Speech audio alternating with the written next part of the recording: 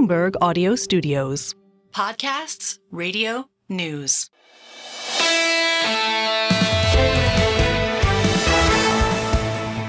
Single best idea. And thank you for listening. We try to keep this short, 6 minutes. Longer podcast, 20 minutes. What's Gurr's podcast, The Big Take. It's like 3 hours long. I'm kidding. It's a wonderful produced 20 minutes, and David Gura there with this important discussion of his conversation with Janet Yellen over the weekend in Texas. We do a shorter thing you can slip in among your other podcasts listening. We try to find, it's always difficult, any given 3 hours of Bloomberg Surveillance on YouTube, Apple CarPlay, Android Auto, on our terrestrial radio, Good Morning Boston, 92.9 FM, Washington 99.1 FM. It's just all the different, we're on Bloomberg Originals. I didn't know this until the other day. All the distribution opportunities, there's a lot of good conversations. One of them today was William Smead. You probably don't know the name. Bill Smead is iconic out of Washington State, Seattle, now in Phoenix. And when you look at his 3-year and 5-year track record of investing, it gives pause. He's a value investor. He buys straw hats in winter. As Mr. Baruch said, in the last year, he's been not buried, but he struggled with growthiness because he doesn't own Apple. He doesn't own NVIDIA. He owns stuff out of favor. Bill Smead on patience in investing. We were arguing that interest rates would normalize at some point in time. And people would say, Bill, when's that going to happen? And I'd say, well, you can't hold your breath till then. Well, the same thing happens on the euphoric side in common stocks. It might be 6 months, it might be a year, but when it hits, it's so quick. I mean, remember how fast the Fed raised rates. They went from a quarter to 5 1/4 in a year. It was the biggest interest rate increase in a year. And if you weren't ready for it, you got caught by it.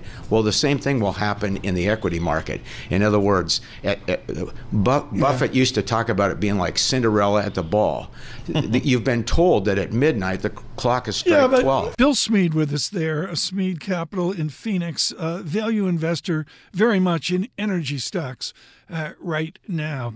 Every once in a while, someone darkens the door. I think of Betsy Stevenson at Ann Arbor, who absolutely owns the thinking carefully about the economics and finance and policy of divorce. Betsy's last conversation with us was absolutely riveting about child care.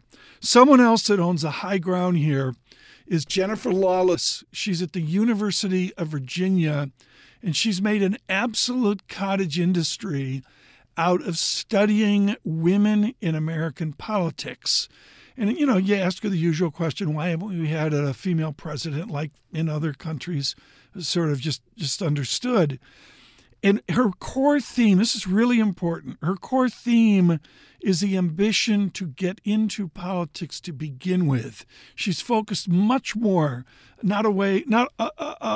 she's focused much more away from presidential decision-making and much more to state and local community politics. Jennifer Lawless, University of Virginia. The real answer is that there just haven't been enough female candidates to do it. So first of all, it is important to remember that Hillary Clinton received more popular votes than Donald Trump did. So it's not that Americans aren't willing to vote for a woman. Now, obviously, we elect our president through the Electoral College, so winning the popular vote didn't matter, but public opinion was on her side. But that's really been the only opportunity that the American people have had until heading into Election Day this year to cast a ballot for a female president. When it comes to Congress, when it comes to state legislatures, gubernatorial elections, women do just as well as men. The key is that they need to run in the first place. Of course, the debate tonight, balance of power, Joe Matthew, Katie Lyons, David Gura are really focused on Philadelphia.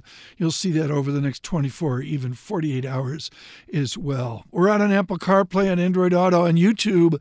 The best thing you can do for me, subscribe to Bloomberg Podcasts out on YouTube.